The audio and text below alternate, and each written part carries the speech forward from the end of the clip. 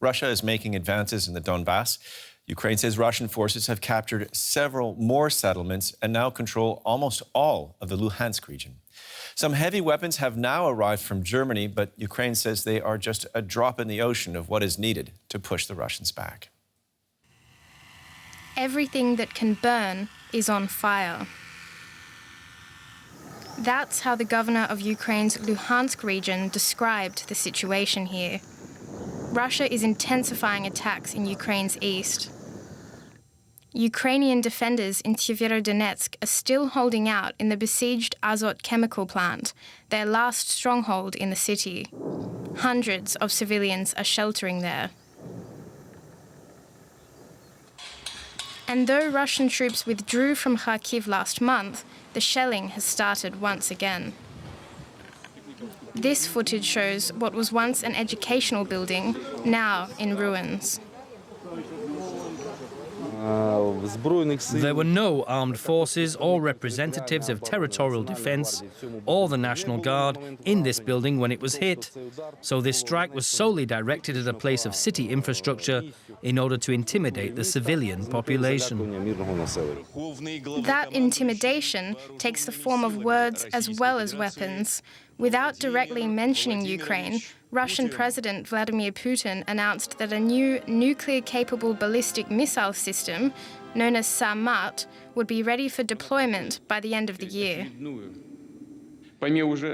In addition to the new weapons already tested on the battlefield, the troops began to receive S-500 air and missile defence systems that are unlike any other. The heavy intercontinental ballistic missile Sarmat was successfully tested. It is planned that the first complex will appear on combat duty at the end of the year. Ukraine hopes that a boost to its military arsenal in the form of long-awaited howitzers from Germany may help it push back against the Russian assault. But Kyiv says it's received only a fraction of what it needs. Not long after they were delivered, this was Russia's response. Footage released by Russia's defense ministry, which they say shows the destruction of howitzers sent by the US and EU. But Ukraine's morale and will to defend itself is proving much harder to destroy. Earlier, I spoke to our correspondent in Kyiv, Nick Connolly. I asked him how the delivery of equipment from Germany was being received in Ukraine. Obviously, they are very welcome right now. Anything that can be sent to those front lines in Luhansk region, the Donbas, will be welcome. But this has been a very long time coming, as we've all been following in the last few weeks and months and heard in that report. And indeed, the question is about the scale right now. Just to give you a sense of how modest these deliveries are. The US has already supplied over 100 howitzers of the M777 type, and even Slovakia, a country of 5 million people, 15 times smaller by population than Germany, is also sending 8 howitzers of its own production. So these are not massive deliveries. Lots of the more high-tech weaponry that Germany has promised are only scheduled to be sent to Ukraine basically by the late summer or early autumn, so really they're not in any kind of horizon that can really make a difference to Ukrainian forces now. And I think the biggest emotion, the biggest response that you get from people here in Ukraine right now is of surprise. Most people basically had given up and were pretty convinced that these deliveries would just stay on paper and never really be seen on the front lines here in Ukraine. Okay, well, now that they're happening and other Western countries continue their deliveries to Ukraine, is there any chance that they'll change the situation around Severodonetsk and the fighting in the east in general, in time to tip the balance? I think it might be a bit late for the city of Severodonetsk, a city that's basically been on the verge of being taken by Russian forces for weeks now, and it does now indeed seem that Russian forces are advancing towards the neighbouring city of Lysychansk from the south, so from 2 sides now. So it's probably going to come too late for that city, but I think that has been the Ukrainian strategy all along, to turn these cities into a second Mariupol, as it were, to turn this into a Pyrrhic victory for the Russians, forcing them to spend huge amounts of time, energy and manpower on capturing the cities that overall don't have that huge a strategic significance, and to basically play for time. Ukraine is convinced that time is working in its favour, that if it can just force Russia Russia to basically slow its advance and to lose the most number of people it can, then long-term Ukraine will get that support, probably not from Germany, but from the US and from Eastern European countries who are more proactive on delivering weapons, and that it can then turn the tide once Russia has basically exhausted itself on the battlefield. Okay, DW's Nick Connolly reporting from Kyiv. Thanks so much. We also talked earlier to defense analyst Fabrice Poisier, and I asked him for his view on the German weapons delivery. Well, clearly it is too little too slow in the sense that Ukraine does not have what it takes to be able to resist and even more to push back on the Russian war of attrition. So what we can do is hope that the allies are going to amplify and accelerate the pace of delivery of critical weapons so that over the summer the Ukrainian forces can recover some sort of parity with their Russian adversaries and even be able to push back on some of the territorial gains. And as we heard in the report earlier, President Vladimir Putin of Russia announced a new hypersonic intercontinental missile system that will be deployable by the end of the year. Does that change things, or is it just saber-rattling, do you think? It's saber-rattling, but it should not be underestimated. We have had that since the beginning of this war, where Vladimir Putin has engaged in some significant nuclear and WMD gesticulation and signaling. And whilst clearly he's not talking about using them right now, I think the fact that he's using the rhetoric of nuclear or WMD weapons it should be a source of worry for the NATO allies. And we can only hope that next week in Madrid, when the leaders will meet at the NATO summit, they will send back some very clear message that WMDs, especially nuclear weapons, have no role whatsoever in this conflict or in any other conflict. And if they were to be used, there will obviously be terrible consequences for everybody. Well, you mentioned NATO, though. You're the former head of policy planning at the alliance. How afraid are you that the sanctions that are starting to hurt Western economies will somehow make fragile the unity that the West has shown on Ukraine? Is there a risk there? There is a risk, but that's why we have elected leaders to be able to be courageous and also explain to the population why that risk and the cost, because there is always a cost with sanctions, the cost is worth it. And I think it's very important that we understand that sanctions are the long game. They don't show results, especially on Russia, obviously, immediately, but they do show some impact on our economies almost immediately. And that's the asymmetry that is we can understand can be difficult for many consumers and voters to understand, but it's very important that the leaders explain it clearly in order for us to hold on the long term, because this is what can really make the difference between basically defeating Vladimir Putin or letting him get away with it. Okay, Fabrice Poisier, thank you so much. Thank you very much. A diplomatic dispute between Russia and Lithuania is escalating. The Baltic state has blocked the rail transit of sanctioned goods through its territory to the Russian exclave of Kaliningrad. Lithuania says it's just following EU guidelines, but Moscow is threatening what it calls serious consequences. Bound from Russia to Russia. This train is bringing goods from Russia's heartland to its exclave of Kaliningrad. Kaliningrad is separated from the rest of Russia by two countries, Lithuania and Belarus. But while Belarus is letting all Russian trains transit its territory, Lithuania has started blocking all trains carrying sanctioned goods.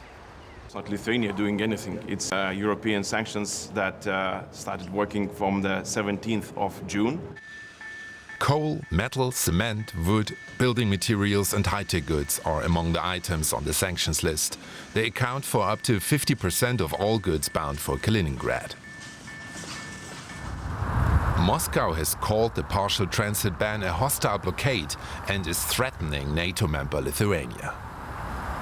If freight traffic between the Kaliningrad region and the rest of Russia's territory is not fully restored in the next few days, Russia retains its right to take measures to defend its national interests.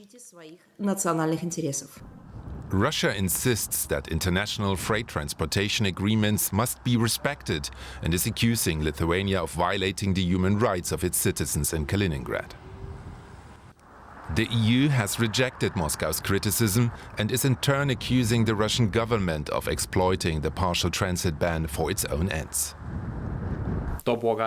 They could have expected this. The Russian side knew full well that sanctions will limit the transport of goods and are now using this as a weapon in an information war. Passenger trains from Russia continue to pass through Lithuania without any problems. However, travelers are not allowed to get off the train, like here at a station in Vilnius. In order to get around the blockade, Russia now wants to use sea routes as an alternative. In the meantime, fears are growing that Moscow could try to further escalate the standoff. Our former Moscow bureau chief Yuri Rochetto is now in the Latvian capital of Riga. He joins us now. He filed that report. Yuri, what is the importance of Kaliningrad for Russia?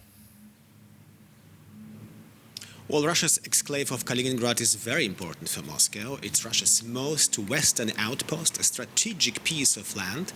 It's like an unsinkable aircraft carrier at the edge of the Baltic Sea. And it's highly militarized with anti-aircraft and anti-shipping missiles. Also, it's home to some of Russia's short-range ballistic Iskander missiles, which can be equipped with nuclear warheads. Russian state television claims these rockets could easily destroy major European capitals like Berlin and Warsaw in a matter of minutes. The whole atomic scenario has been thoroughly explored on national television. At the same time, Moscow remains elusive about the question if there are indeed atomic weapons stationed in Kaliningrad. And what kind of countermeasures can Russia take? Well, so far Russia has been threatening, but it's doing so more and more blatantly. In Russia, there are regional politicians who have even said Lithuania should be dealt with like Ukraine. In fact, just a few days ago, Russia's parliament, the Duma, submitted a proposal which would revoke the recognition of Lithuania's independence. This proposal also raises territorial questions. For example, if the port of Klaipėda, Lithuanian Klaipėda, can really be considered a part of Lithuania. So these are the most abstruse threats, and statements like this are aimed at threatening Lithuania's sovereignty. So of course you have to be careful about that. Instead, what is more likely, Russia could completely block all rail traffic to the country, and that could also harm Lithuania economically. And listen, Yuri, when Russia talks about defending its national interests and consequences and so on, what does that mean? Could Russia attack Lithuania militarily? Yeah, I would never say never. Russia can always surprise you, like we saw in Ukraine. Most people never thought Russia would really start this war. So we can't rule out an attack on the Baltic states completely. But Russia also knows very well that it would pay an extremely high price for such an escalation. Lithuania is not Ukraine. Lithuania is a member of the EU, and even more important, or from the Russian perspective, worse, it's also part of NATO. A Russian attack on Lithuania would draw Moscow into an all-out war with the entire alliance. So when we see Russian politicians blustering and Russian media broadcasting propaganda about nuclear weapons and Iskander missiles, we should understand that this is first and foremost aimed at a domestic audience. And even if we are finding ourselves in a new kind of Cold War, there is one stark difference to the 1980s. The world is much more intertwined, and even the Russian elite, politicians and oligarchs have far too many personal contacts and connections in the West for them to hardly start a nuclear war. Okay, DW's Yuri Rochetto, thanks so much. One key front in the economic conflict around Ukraine is the struggle for energy. Russia has cut gas supplies to Europe, including its provisions to Germany through the Nord Stream 1 pipeline. Moscow says it's due to technical reasons, but many analysts believe it's retaliation for Western sanctions. Germany is now looking at postponing the closure of coal-fired power plants, a tough decision for a government with green credentials. Less Russian gas than needed is getting through to Germany right now. And that is prompting worries about what might happen this coming winter. People need gas in their homes, and industry relies on it as well. To make sure there's enough gas when demand is highest, the government wants to build up its reserves. One way to do that is to burn more coal instead of gas. A painful step, especially for Germany's Minister for Climate and the Economy, a Green politician. If we do not do this, we run the risk that by the end of the year, the storage facilities will not be full enough, and then we'll be open to political blackmail. That means ensuring the reserves are full is the top political imperative. Burning coal is not good for the environment. It produces about twice as much CO2 as gas. The German government has set itself the target of ending coal burning by 2030. But under Habeck's plan, some mothballed coal power stations could be reactivated. For a limited period at least, Germany would burn more of its vast lignite reserves and also import hard coal from abroad. A drastic step, but according to Habeck, part of the wider confrontation between the West and Russia. This is a kind of arm wrestle where initially Putin has had the longer arm, but this doesn't mean that with increased effort we can't develop the stronger arm. The plan also foresees paying industry to reduce its gas consumption, and perhaps even encouraging Germans to endure lower temperatures in their homes. But one idea is not on the cards: extending the life of Germany's 3 remaining nuclear power stations. They are still due to be switched off at the end of this year.